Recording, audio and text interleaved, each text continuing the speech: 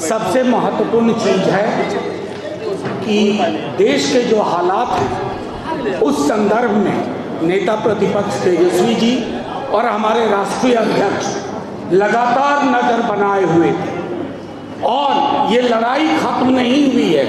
ये संघर्ष सदन, सड़क और न्यायालय तक जाएगा। मैं आग्रह करूंगा अपने नेता प्रतिपक्ष तेजस्वी जी से कि आपके समक्ष हमारी मनोभावनाओं को रखें। सभी हमारे पत्रकार भाइयों का स्वागत है और आज विशेष तौर पर जो प्रेस कॉन्फ्रेंस जो रखा गया है, ये वक्फ बोर्ड अमेंडमेंट बिल जो पार्लियामेंट में इंट्रोड्यूस किया है उसको लेकर के आज हम लोग जो है प्रेस कॉन्फ्रेंस रखे हैं और आप सब लोग जान रहे हैं कि राष्ट्रीय जनता दल ने इस बिल का चाहे लोकसभा हो या राज्यसभा हो कड़ा विरोध हम लोग ने किया। इस बिल के अगेंस्ट हमारे सारे सांसदों ने वोट किया और हम सब लोगों का मानना है कि यह असंवैधानिक बिल है। साफ तौर पे आर्टिकल 26 जो हमारे संविधान में है इसका ये उल्लंघन करता है और ध्रुवीकरण की राजनीति भाजपा के लोग देश को तोड़ना चाहते हैं, बांटना चाहते हैं और जो असल मुद्दे जो है बेरोजगारी का, महंगाई का, पलायन का, देश की आर्थिक स्थिति का, इससे जो है गरीबी से मुद्दे से, इस असल मुद्दे से ध्यान हटा करके अपनी राजनीति को सीखना चाहती है और आरएसएस और भाजपा के लोग संविधान विरोधी इसलिए हैं क्योंकि लगातार संविधान का उल्लंघन किया जा रहा है, क्योंकि ये लोग अपना नागपुरिया कानून को जो है लागू करना चाहते हैं पूरे देश में। हम लोग सामाजिक न्याय, धर्मनिरपेक्षता के मानने वाले लोग नीति सिद्धांत वसूल की राजनीति करते हैं। सत्ता में रहे ना रहे इसकी हमको परवाह नहीं, लेकिन हम लोगों ने आज तक अपने विचारधारा से कभी भी समझौता हम लोगों ने नहीं किया है, ना करेंगे और इस लड़ाई को जारी रखेंगे। माननीय मुख्यमंत्री जी अचेत अवस्था में है, उन पर हम कोई टिप्पा टिप्पणी नहीं करना चाहते। उनकी स्थिति को देख के हमको चिंता हो रही है, लेकिन इस बिल में जो भी पार्टियां थी जो अपने आप को सेकुलर पार्टियां कहती हो या सेकुलर नेता कहते हो, उनका पर्दाफाश जो है हुआ है और ये दिखाता है कि ये लोग केवल अपने कुर्सी के लिए, अपने स्वार्थ के लिए राजनीति करते हैं, ना कि देश की जनता, एकता या कोई विचारधारा की राजनीति।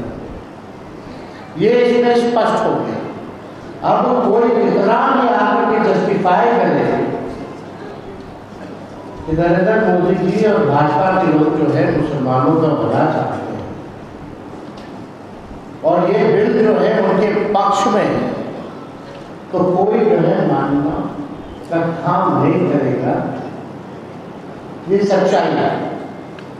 तो हम आप सब लोगों को बताना चाहेंगे, सूचना देना चाहेंगे कि जिस प्रकार से आरक्षण की लड़ाई पिछड़ों का, अति पिछड़ों का, दलित आदिवासियों का जो हम लोगों ने 65% बढ़ाया था, जो बीजेपी आकर के रुकवाने का काम की साजिश के तहत आज कोर्ट में रहेंगे और हम लोग कोर्ट चले गए, यानी आरक्षण की लड़ाई के लिए हम लोग कोर्ट गए। सदन में भी आवाज होता है, सड़क पर भी होता है। ठीक उसी प्रकार से जो अन्याय जो हो रहा है हमारे मुसलमान भाइयों के साथ, इसको लेकर के राष्ट्रीय जनता दल जो है आज हम लोग वोट गए हैं, सुप्रीम कोर्ट गए हैं इस बिल के खिलाफ। पहली सूचना ये है, अब आप बताइए, दिन रात जो लोग मुसलमानों को गाली देते हैं, खुलेआम टीवी पे गाली देते हैं, संसद में इनके सांसद मुस्लिम सांसदों को मुल्ला जिहादी बोलते हैं, इनके सांसद और केंद्र मंत्री गोली मारो सालों को नारा ऐसे नारों का जिक्र करते हैं, प्रधानमंत्री कहते हैं इन्हें कपड़ों से पहचानो, प्रधानमंत्री कहते हैं मंगलसूत्र छीन लेगा, इनके बिहार के बछौल कहते हैं कि इनको चुनाव का वोटिंग का अधिकार छीन लेना चाहिए, होली में बाहर मत देखो।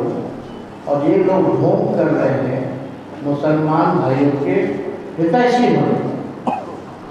ये हम सब पूरे देश की न्यायप्रिय जनता ये जानती है कि असल मुद्दों में से ध्यान कैसे भटकाए, इसलिए जो है ये बिल जो है लाया जाए। हमारी सरकार आने पर किसी भी कीमत पे इस बिल को हम लोग बिहार में लागू नहीं करेंगे,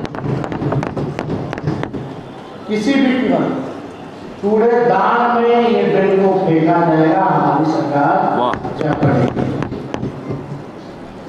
और मैं दलित भाइयों से, हिंदू और पिछड़े अति पिछड़े हिंदू भाइयों से कहना चाहता हूँ कि ये आरएसएस, बीजेपी दलित, पिछड़ा, आदिवासी तो सामाजिक, राजनीतिक, आर्थिक, शैक्षणिक और धार्मिक रूप से मुख्य धारा में दूर करने की दीर्घकालिक प्रोजेक्ट है।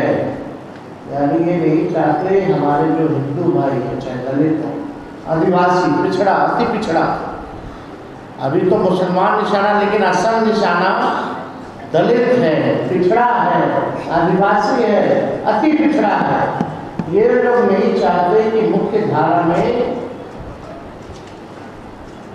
जो हमारे पिछड़े हिंदू हैं, दलित हिंदू हैं, आदिवासी हिंदू हैं, ये मुख्य धारा में ना आए, इनको रोकने की साजिश है। इसलिए आपने देखा होगा 65% आरक्षण भी इन्हीं लोगों का इस एनडीए की सरकार ने हम लोगों की मांग की अनुसूची 9 में डालने का कैबिनेट से हम लोग को भेजा था, लेकिन नहीं किया। और मुसलमान के नाम पर, मुसलमान के साथ साथ ये मंडल वाले हिंदुओं का अहित और नुकसान करना चाहते हैं। मुसलमान ही नहीं, इसका निशाना दलित, पिछड़ा, सब लोग हैं। आप लोग लगातार देखिएगा, गरीबी सबसे ज़्यादा, लोग बेरोजगारी सबसे ज़्यादा, पलायन, ये कौन, ये पिछड़ा है, दलित, इनको आपने नौकरी के लिए क्या किया, मुख्य धारा में लाने के लिए आपने क्या किया? हमने विधानसभा में आंकड़ा दिया था, 0.5% का भी आधा अति पिछड़ा दलित समाज का ना डॉक्टर है ना इंजीनियर है। ये बिहार में ये स्थिति है। आप इनके लिए क्या योजना लाए? इनको कौन आगे बढ़ाएगा? इनको कौन मुख्य धारा में लाएगा? इसलिए हमारा स्पष्ट रूप से हमारा मानना है कि मुसलमान के बाद तो ये ईसाई, सिख, सब पर ये हमला बोले, लेकिन खास तौर पे जो मंडल हिंदू हैं, जिनकी 80% आबादी है, उस पे ये लोग जो है निशाना जो है टांगने का काम करेंगे। इसका आगे का फ्यूचर का एक प्रोजेक्ट। तो ये वक्फ बोर्ड को लेकर के हमारी पार्टी का, हमारे राष्ट्र अध्यक्ष जी का स्पष्ट है कि ये गैर संवैधानिक है। पार्लियामेंट में जिन लोगों ने इसका समर्थन किया है, इस बिल का, आने वाले चुनाव में इन लोगों को झेलना पड़ेगा। और एक और इशू है, यहाँ अगर आप देखें बिहार में तो एक नहीं दो उप मुख्यमंत्री, एक नहीं बल्कि दो उप मुख्यमंत्री। अभी कल ही एक वीडियो आया, कल 2 वीडियो आए, दोनों उप मुख्यमंत्री। एक मुख्यमंत्री को अधिकारी लोग खाना परोसते और एक उप मुख्यमंत्री जो है बोलता है कि थानेदार का ट्रांसफर कर देना। कल सम्राट चौधरी जी कहीं गए हुए होंगे मुंगेर वगैरह, तो वहाँ BDO CO स्तर के अधिकारी मंत्रियों को खाना परोस रहे थे, चिकन मटन परोस रहे थे।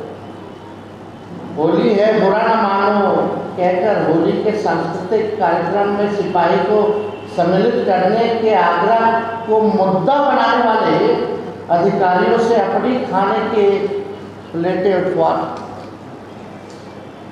और दूसरी तरफ उप मुख्यमंत्री विजय सिन्हा जी हैं, कितने असहाय और असमर्थ लग रहे हैं कि अपनी ही सरकार के में थानेदार को हटाने के लिए घोस्ट रिक्वेस्ट कर रहे हैं।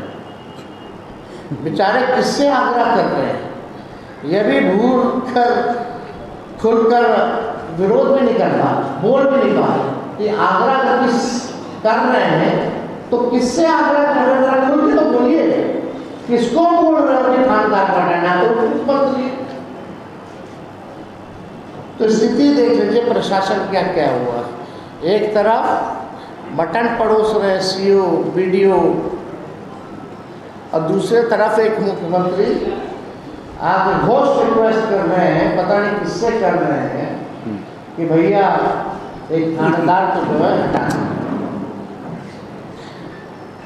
जदयू पार्टी की जो स्थिति है, नीतीश कुमार जी के फोटो को हटा करके अब तो नरेंद्र मोदी जी का फोटो लगाया जा रहा है जदयू पार्टी में।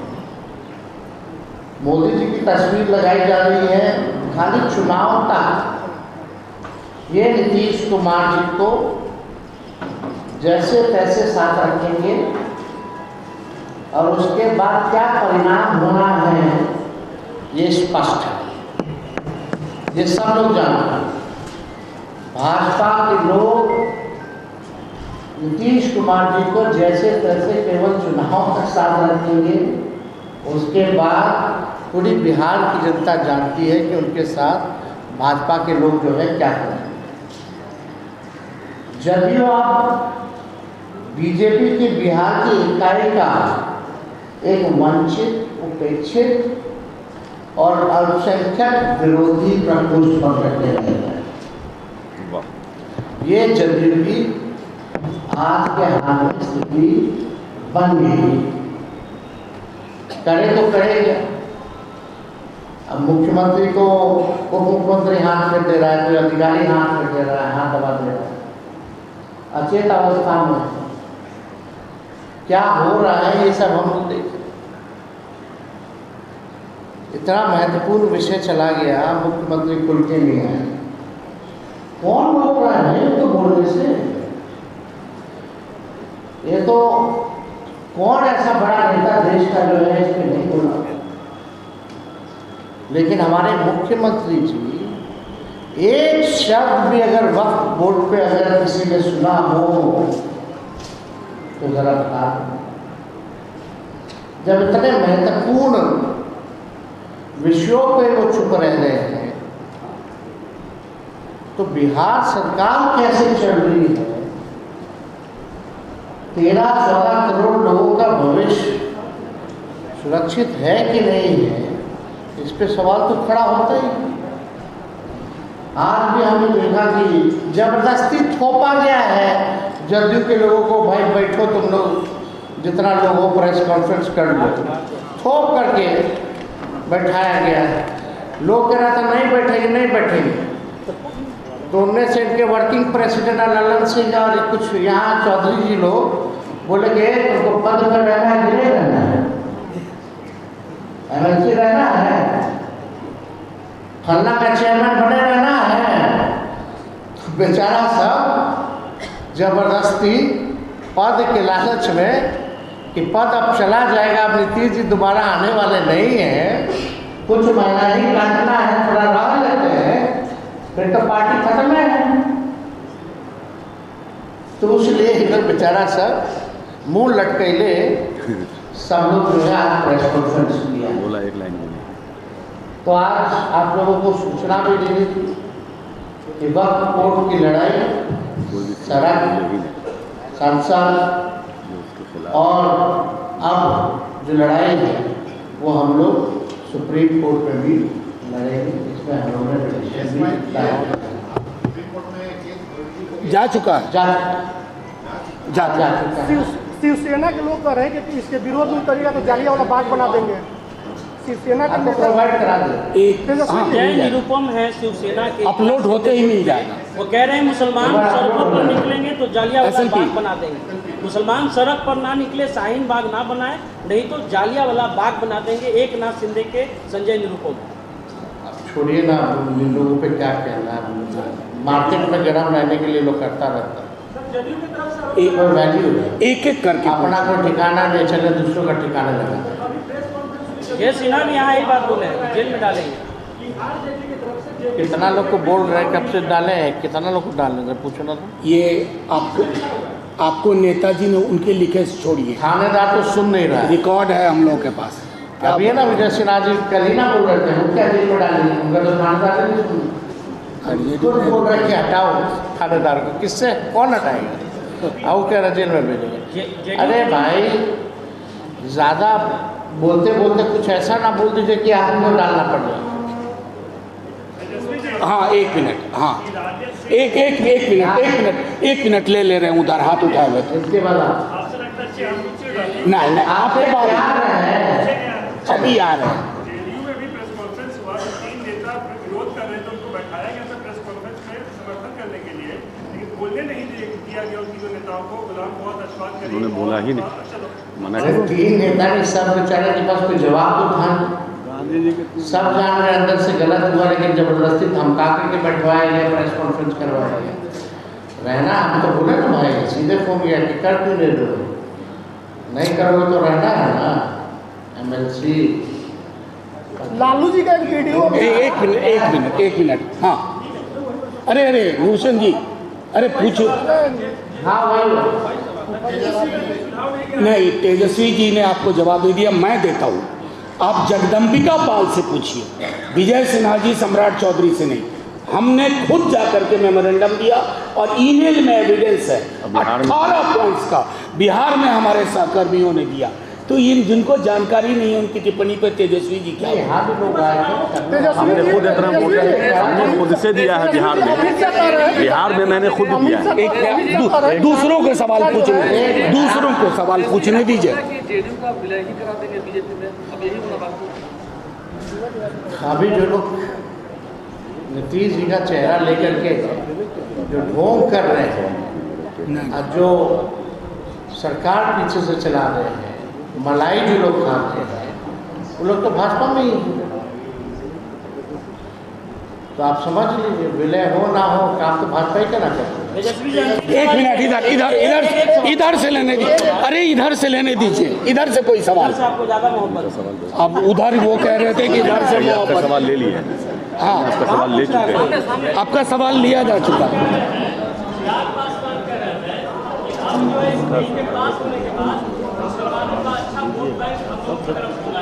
पूछने दीजिएगा।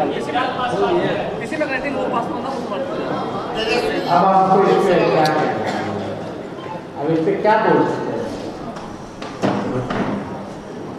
सब तो आप पीछे से आपने छुरी मार बोलते हैं, प्रेगमा है, पीछे से आप छुरी मारते, क्या मतलब है? तेजस्वी जी के जो मुस्लिम नेता है उसका स्वागत जवाब देने दीजिए। वाला काम मुंह में मीठा मौका मिले तो छुड़ा अपने स्वार्थ। उनके पिता ने इस्तीफा दिया था, किस इशू पे इस्तीफा दिया था? रामविलास पासवान जी ने गोधरा कांड पे दिया था ना, वो भी कैबिनेट मिनिस्टर थे ना अटल बिहारी जी के समय। क्यों दिया था? या तो उनके पिता उस समय गलत थे, या तो ये गलत। बहुत मुझसे आप पूछ लीजिए कि आपके पिता गलत थे या चिराग पासवान गलत थे, क्या कहते हैं? चलिए सर, एक सवाल सर, जेडीयू के जो नेता इस्तीफा दे रहे हैं या उनके नेता कोई मुस्लिम आना चाहेंगे, तेजस्वी यादव उनका स्वागत करेंगे? देखिए, कौन इस्तीफा दे रहा है नहीं दे रहा है ये सब लोग स्वतंत्र हैं, और पार्टी में कोई किसी को आने की अगर इच्छा है तो पार्टी इस पर विचार करेगी। समर्थन